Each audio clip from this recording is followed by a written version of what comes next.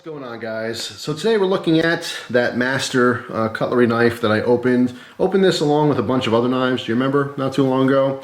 I thought it was really cool, definitely 90s era little lock back, but I really liked it. Love the blade profile. Love the very heavily textured rubber on these scales. Locks up really nice. Just a stout little spike of a knife.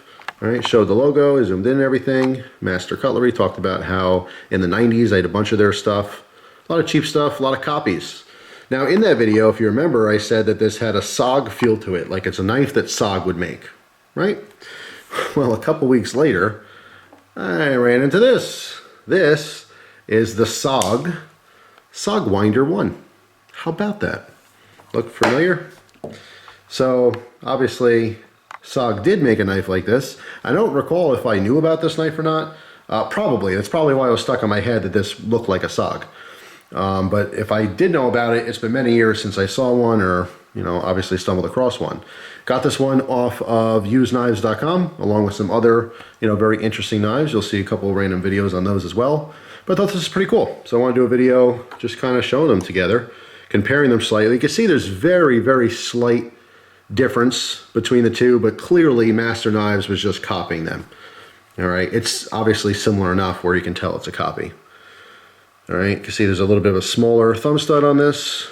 All right, they're both textured, but the SOG one is textured better. Flipping over, you can see this one has no markings on it. I'm sorry, it does. China, whereas this one is Seiki City, Japan. Just says Seiki, Japan.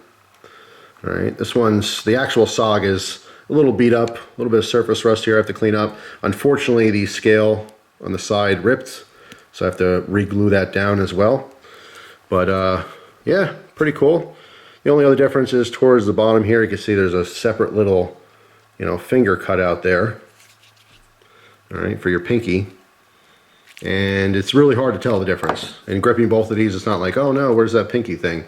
No, they feel very similar, but it is a minute change. But yeah, I thought this was interesting enough to make a video on it. You can see it is thicker. The actual knife itself is a little bit wider. All right, SOG being on the left. But yeah, so how about that? So I just thought that was kind of funny. So I wanted to do a quick video on that. Let me know if you've had the SOGwinder 1. I'm assuming there's a SOGwinder 2, maybe a larger model, or maybe a smaller, who knows. But yeah, another blast from the past. I love my old knives. I really did like this master knife. This one happens to be in better condition. Like I said, it's the actual, handle's a little bit thinner, but the blade is also a little bit thinner as well, as far as that stock. It's basically like, well, it's a cheaper copy.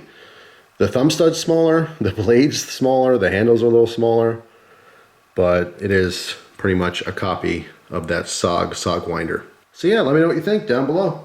Hope you guys have a wonderful day, and I'll see you tomorrow with, you guessed it, a brand new video. If you're new to the channel, I post every single day. So if you like the content, check back every single day. Don't rely on the subscription box because it doesn't work frequently. In fact, there's people who I follow who I wonder what happened. Hey, they haven't posted in a week. No, they have been posting, it's just YouTube didn't tell me about it. So if you do like the channel and you do want to see what I post every single day, just come back every day and check it out. If you miss videos, you can always, put my link in your favorites. That's what I do for the people who I watch. That way I never miss a video.